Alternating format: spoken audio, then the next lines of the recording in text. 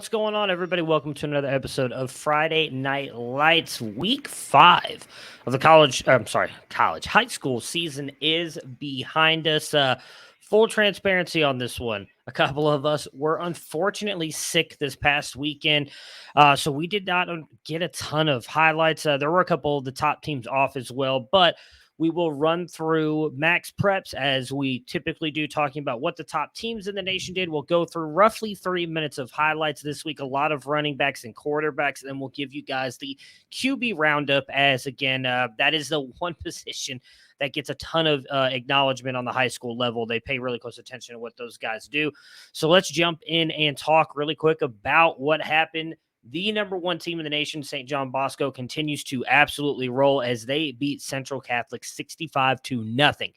As I mentioned on Friday's show, College Football Mornings. Again, if you guys want to know about the stuff going into the next week or into that weekend, check out that morning show. I host the Friday morning show. I do talk about the top high school games to watch as well. Mater Dei was on a bye this past week. Central in Miami gets a big win over Dillard in Fort Lauderdale, 43-7. I'm really just going to kind of read if guys some of the top schools. So Chaminade Madonna won on Thursday 28-0. Buford won 14-0. Bishop Gorman beats Arborview in Las Vegas fairly badly, 63-0.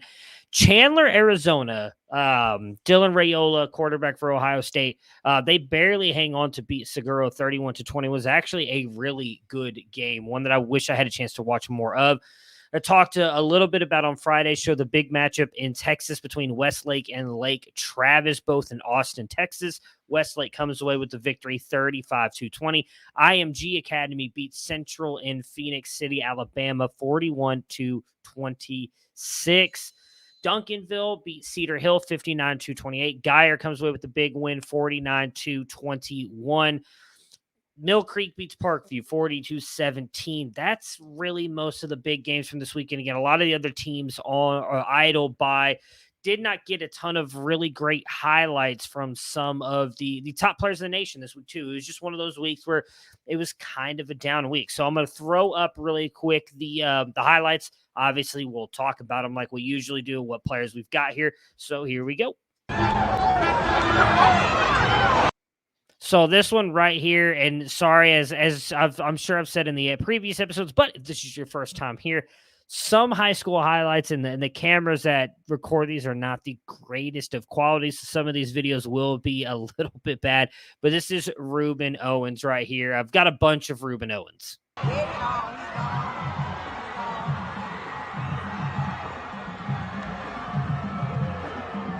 Just a great run by him. Currently committed to Louisville. So this next minute is all Ruben Owens highlights as he just makes a bunch of really big plays. And this was tweeted out. Actually, he cut up himself of his game from Huddle, which is where I pulled this from. So just wanted to give you guys a full look at his game here recently. I mean, again, just a really great game for him this past weekend.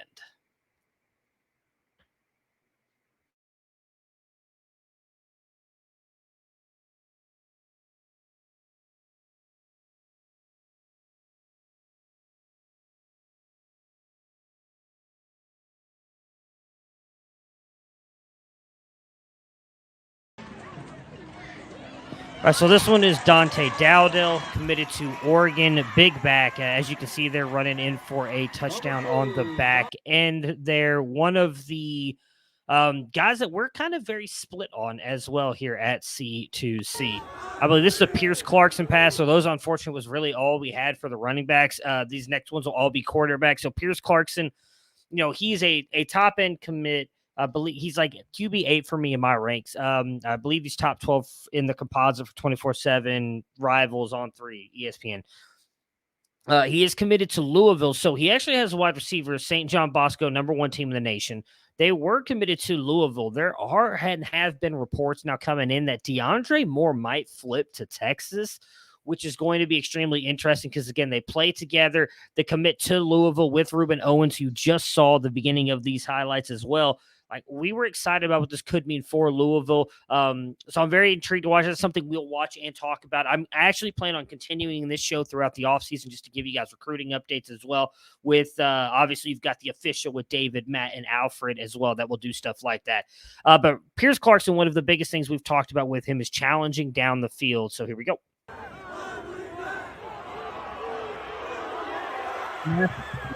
The wide receiver was open, but I'm going to use if you watch the Florida Tennessee game Saturday, there's a lot of people talking about how the throw Anthony Richardson had, I believe it was on a 4th down too, where he threw it like 30 yards down the field, and it was a great touch throw. I actually disagree with that because his wide receiver had separation on the defensive back for Tennessee, and had he just led the wide receiver, that's a touchdown. Florida probably ends up winning the game because of that. But it was a little bit underthrown. The wide receiver had to hold up to catch it. So, yeah, I mean, he got a touch on it, and it was a good throw in the fact that it got to the wide receiver. He's able to make a play, but I think you could have led your wide receiver better, and that would have been a touchdown.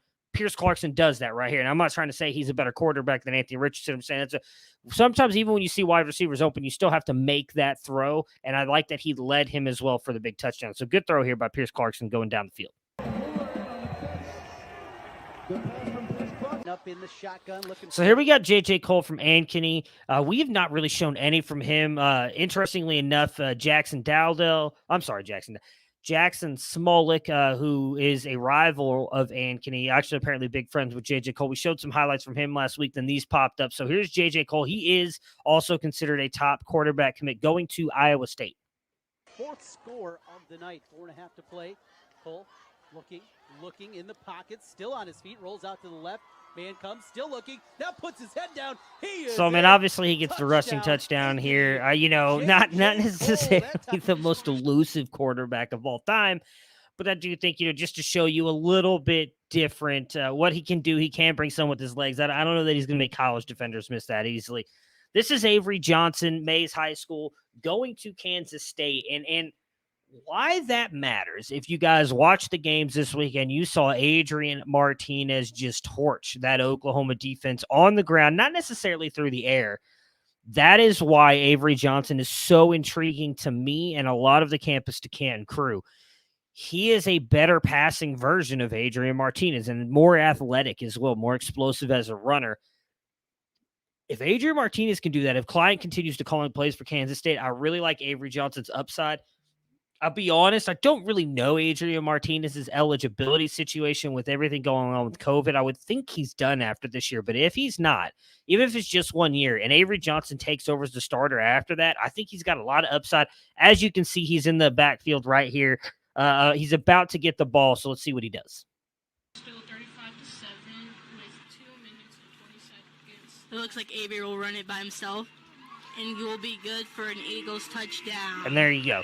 I mean, he is a lot of fun to watch as well. I would suggest if you ever get a chance to, I will do my best to get more highlights of him as well. It's just, as you can see, they're not the greatest of quality. It's really kind of hard to pull stuff from some of these guys who don't have a lot of these schools. I think I mentioned it last week. They just have like a camera that it's almost kind of like motion censored, and it just follows the play.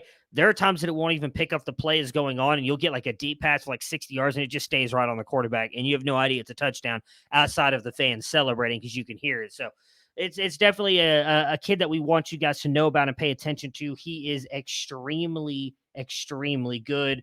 Let's check out. So here is Jackson Arnold. Arnold, one of the best quarterback recruits in the nation, just showing off his incredible, incredible arm.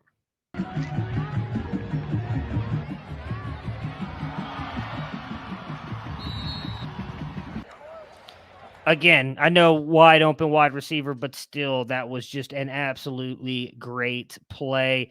All right, so let's check out here Dylan Lonergan, who, going to Alabama along with Eli Holstein. He is also a baseball player. Let's see this throw right here, which I think is a beautiful, beautiful throw. That is just perfect placement. Great play. Brookfield getting a great touchdown there. Great throw by Dylan Lonergan. Here's Austin Novosad. You guys pay attention to me, really, this channel. You know how much I've talked about how great I think this kid is. Same thing. He actually posted highlights of his game this past weekend. just want to give them props as well. It plays at Dripping Spring, Texas. They were a 5A school. So what that means for anybody who does or doesn't follow high school, like there's different levels of competition in high school. In Texas, the highest level of competition is 6A. So when you say that, you're talking about like the South Lake Carrolls of the world, the Denton Geyers of the world, the best upon best schools in the nation. Allen, Texas, like a lot of top teams that are in Texas are in 6A football. Dripping Springs was in 5A last year. They took the step up to 6A this season. And Austin Novosad has led them to right now currently an undefeated record, including beating the team he played this weekend. I don't remember exactly who it was, but they beat him 55 to, I believe, 7. And Novosad had 4 passing touchdowns, over 300 yards. I mean, he's a really good quarterback prospect. I just want you to watch some of these throws that he can make because I do think that he is extremely talented. He is very much that's a great throw right there. He's very much a pocket passing quarterback, as you're about to see here, but he does a great job of like knowing when to step up, knowing when to just get rid of the ball. I think he's going to be very good. He is committed to Baylor. This one right here specifically, that's a great throw to the sideline in perfect stride with his wide receiver. And I love this throw as well. Just gets rid of it right up there. Perfect throw, perfect placement, in my opinion. So that's all the highlights we have there. Again, committed to Baylor. I think he's going to be really good. I haven't seen a ton from Blake Shapen, but I still think he may end up sitting a year. But once he takes over that Baylor offense, I'm very excited to see what Baylor can be. So let's jump in and talk about what the best quarterbacks did. Now, I will say, I apologize about the wide receiver highlights. I actually think that big wide receiver guy pulled some. I just, for whatever reason, couldn't get a lot of my stuff to work this past weekend. I didn't want to just put it off. So I might throw some of those in next week's show, and we'll talk about them along with the next week's stuff. Hopefully, I'll be feeling a little bit better, as will some of the other guys, that we can kind of get you guys some more highlights. So first up, Arch Manning. They did lose 25-17 to Manning, Louisiana. He was 8 of 20 for 80 yards and 2 touchdowns. It was his first loss of the season. Dante Moore won 56-0 over Detroit Henry Ford. He was only, I kid you not, these stats that I'm about to tell you. We're being told he was 4 of 6 for 72 yards and 3 touchdowns. So take that for what it is. 4 of 6 for 72 yards and 3 touchdowns. Jackson Arnold, Denton Geyer, one of the top teams in the nation, 49-21 win over Little Elm, Texas, as we just talked about. He was 7 of 12 for 130 yards, 2 touchdowns. He also added 2 rushing touchdowns. Christopher Vizina, who's had an up and down season so far. The Clemson commit was 34-14 against over Birmingham, Alabama. He was 9 of 15 for 85 yards, 2 touchdowns, plus 140 yards on the ground and 3 touchdowns. He's very athletic for his size. Dylan Lonergan, we showed you one of the highlights of one of his touchdowns right there. He did win overcoming Georgia, 28-36 of passing for 404 yards, 4 touchdowns, 1 interception. Avery Johnson, we showed you one of his rushing touchdowns, 56-7 win over Salina, Kansas, 11 of 15 passing, 227 yards, 2 touchdowns, also added 11 rushing yards and 2 touchdowns. J.J. Cole, showed you one of his highlights as well, 10 of 17 for 186 yards, 1 passing touchdown, and we showed you the rushing touchdown. Austin Novosad, 55-7 win over Bowie, Texas. That's who it was. I was a little bit wrong on the yards. 21-24 for 215 yards and 4 touchdowns. You guys got to see 3 of them. Ricky Collins. So we showed you some of his highlights last week. Really explosive athlete, live arm. They did win over Thibodaux in Louisiana, 15-25 for 168 yards, 2 touchdowns, 1 interception, added 115 on the ground and 1 touchdown. And last but not least, Pierce Clarkson, as they just dominated their win 65-0 over Modesto Central Catholic, 6 of 9 passing for 149 yards and 3 touchdowns. So that will do it for us this week. Nice short episode. We'll try to get you more highlights next week. Like I said, I actually just saw the message, another message that Matt sent, like multiple wide receiver highlights. We will definitely get those pulled and put them in next week's show, and we'll kind of separate out the videos. But until next Friday, you guys have yourselves a great weekend, and we'll be back again next week with Friday Night Lights.